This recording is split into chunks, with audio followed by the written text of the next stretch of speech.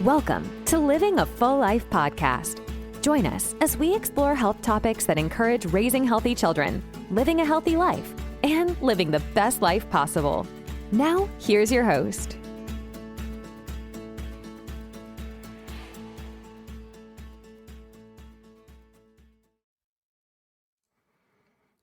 America's weight loss obsession is a joke.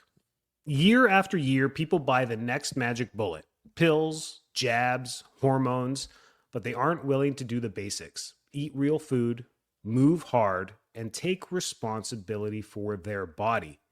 That's why we're the sickest, fattest, rich country on earth. Welcome to another episode of Living a Full Life. I'm Dr. Enrico Dolcecore, and it is 2026. Happy New Year to everyone. I don't know what it is about middle age. You know, the lifespan of the average American is just shy of 80 still. We haven't increased that. Let's say 80. So yeah, 40, 38, 39, 40 is the middle of your life according to that statistic. And when you look at life that way and you see that and you sit and you pause, I'm there too. I'm in my 40s and you sit there, you're like, wow, the runway is half as long as it used to be as a kid. You kind of start to think different. And I'm starting to realize why my parents, when I was young, were like, hey, we just don't care. So you can shut your mouth and do this.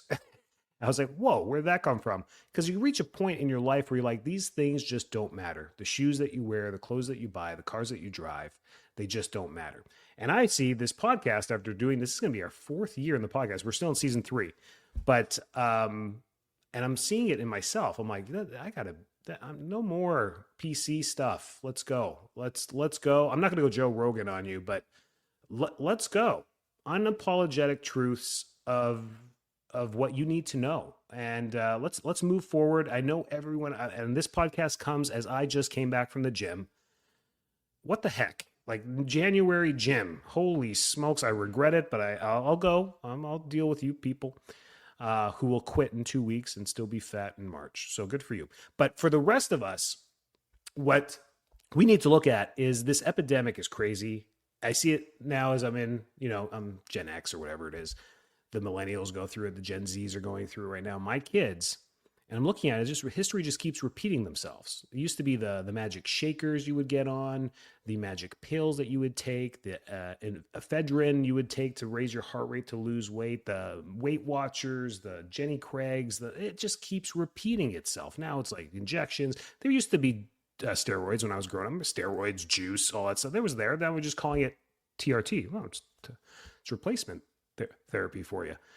You're not juicing, you're just doing TRT. What the heck, people? Come on. Let's call a spade and be real for once because it just keeps repeating itself. So the cold hard facts, if you're creating New Year's resolutions, let's stick to them this year. Let's do it. Let's motivate you in the right way. And in order to change habits, you have to change your daily activity. You have to just change it. Drive a different route to work. Wear different colored pants. Buy different shoes. Just change. You cannot repeat the same thing day in, day out, expecting a different result. I'm pretty sure a very smart man said that's the definition of insanity. So let's change this insanity, right? Each and every individual, if they just take 1% improvement in their life, the consciousness of the entire population grows by a lot. And that's the whole point of taking action.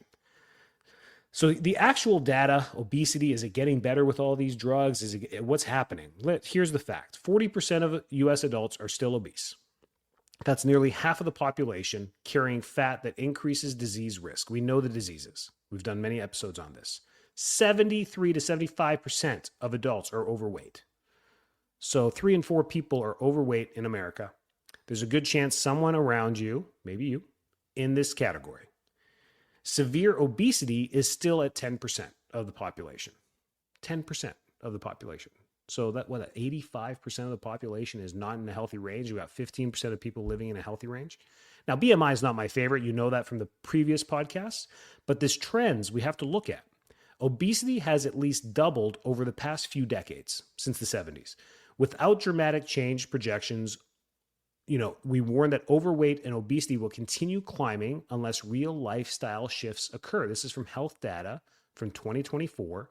It is still the same recurring conversation we keep having over and over.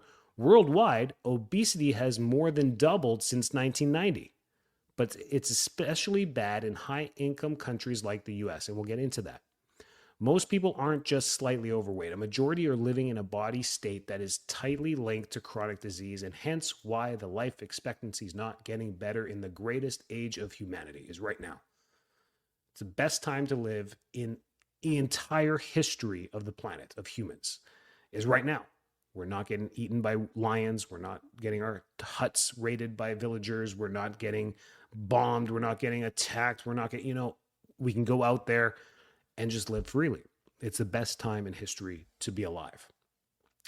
This magic stuff that's been out in the last 5-6 years, like Ozempic, Wegovy, Mounjaro, they're trending, but they aren't magic. They work while you take them, and many regain weight if habits don't change. Only a small slice of Americans, 2 to 4%, are actually on these medications for weight loss despite the hype. It's a little bit higher on how many people are actually on the drugs because of diabetes and reasons that they should be on them.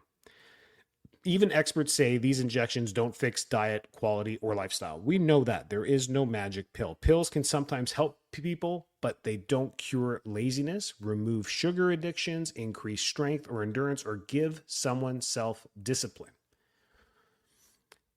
In the 60s and 70s, my mom and dad talked about this. My mom grew up in Athens, Greece. She's like, we used to go to the beach. We love the beach. Thalassa. That's the ocean, the sea. We used to go to the beach, and there was no fat people. There was none. No one was overweight. Everyone was actually kind of skinny. She used to call a lot of people scrawny. And everyone was kind of scrawny. And that's because of the diet. The diet was medium protein. Meats were expensive, still are. Meat was expensive, so people had it 3, 4, 5 times a week. Carbohydrate, healthy amount of carbohydrates, mainly from fruits and fresh baked bread or whatever was being baked in the house. And vegetables, lots of vegetables. Vegetables pretty much stocked the meals, both for breakfast, lunch, and dinner. Coffee, same types of things there. Very Mediterranean type diet. Olives were expensive, so you had a little bit of olives for dinner, maybe, a couple, like 3 or 4 in your Greek salad. I mean, she just painted this picture of, that was Athens, Greece. And then I look at pictures of, Daytona Beach, Huntington Beach in California, Laguna Beach from the 70s. And it looked the same. Looked like people were pretty healthy going to Elvis Presley concerts. Looked pretty good. And things have changed since then. And what has happened is culture has adapted to obesity. We've made it okay. No more body shaming, no more. And that's right. We shouldn't ever make anyone feel bad for who they are. But the cultural shift that happened into the late 80s and 90s, another thing my grandma used to say is if you were overweight, you couldn't go shopping for clothes. Like if you were obese, you would never be able to find clothes. If you were overweight, you wouldn't be able to find clothes because the sizes only went up to so much for women's dresses, sundresses, whatever it was. And I thought about that. I'm like, well, what did you do? I mean, there was people that were. She's like, yeah, people had thyroid conditions. They were overweight. Absolutely. They would sew their own clothes. They'd go to a fabric place, buy their own fabric, and make their own. They were beautiful. They did their own thing. And then the cultural shift happened, which made it okay. And then clothing manufacturers were like, hey, let's do size 14, 16, 18, 20, 22, 24, 28, 460. And let's keep doing that. And it made it accessible. And what that did mentally as a society has made it acceptable to be obese. Hard knock fact that I probably would have never said on a podcast last year. But that's what you're getting this year is the truth.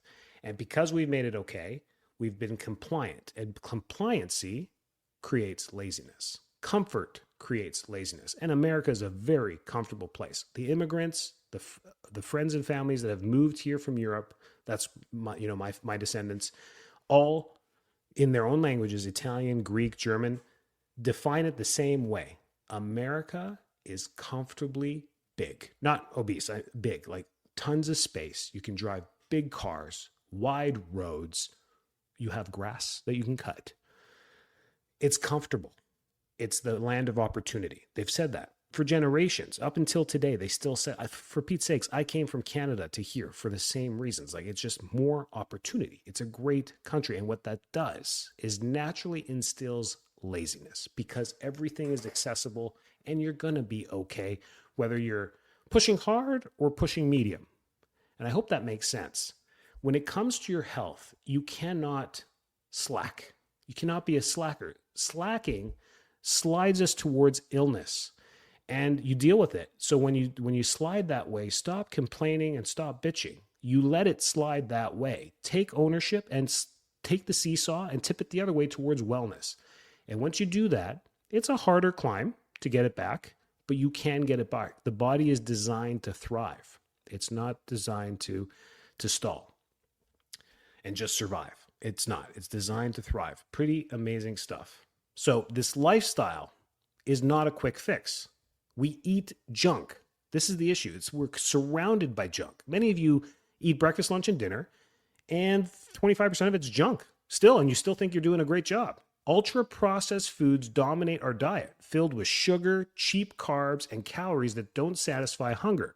They're processed with rancid oils that directly stimulate cancer, and the real food barely makes a dent.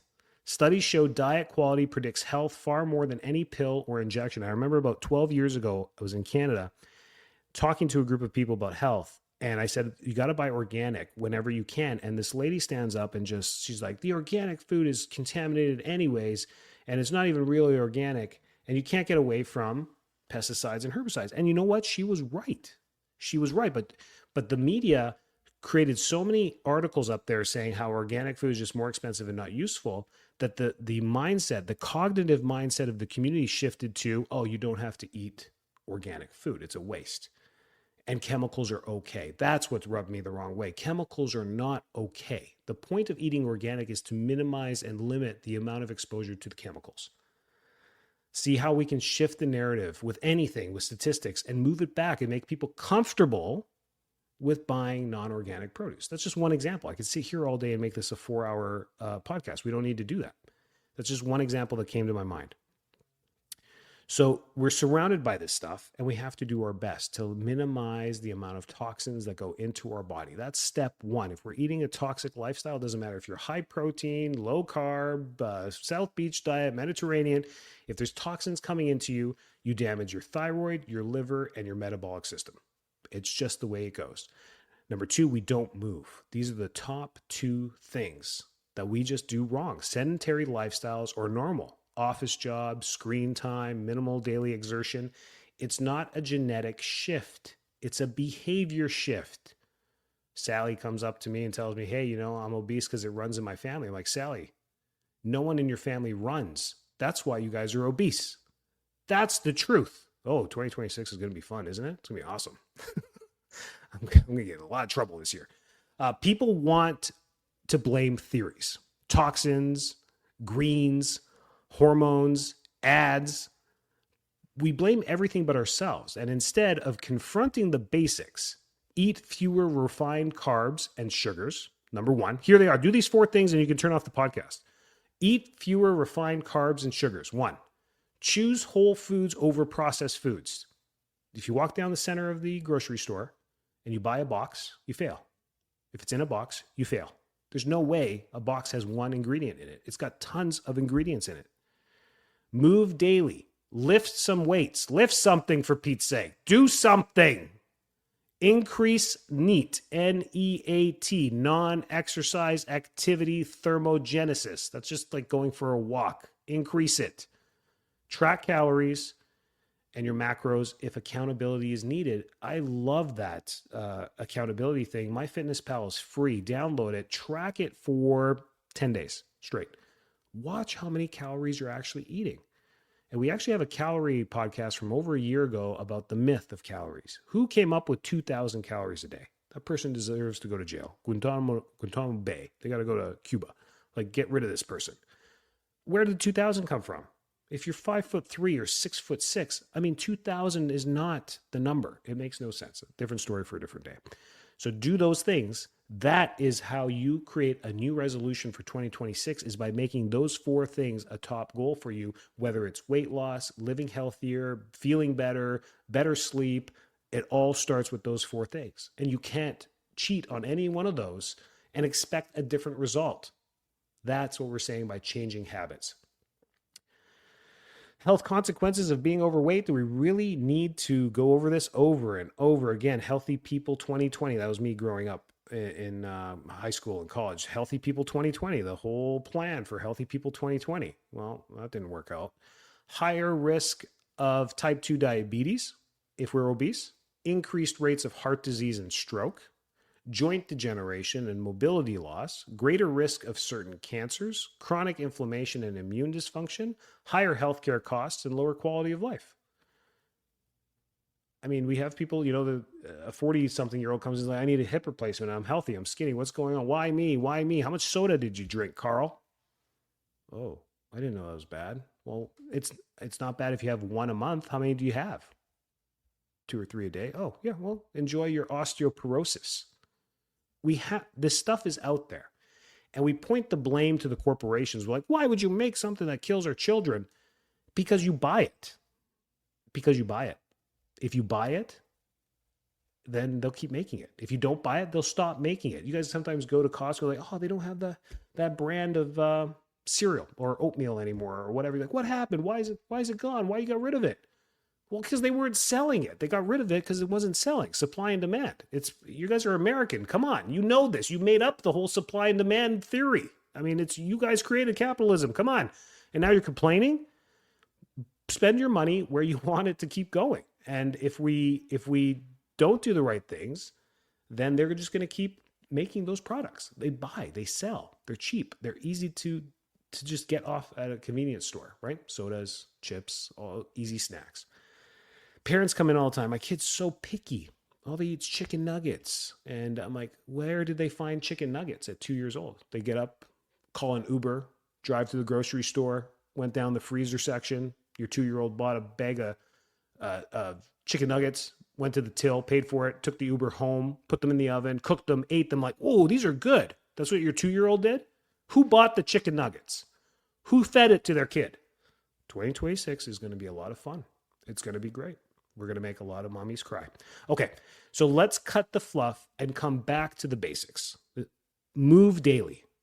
Not just gym days. Daily movement matters every day, not just the days you go to the gym.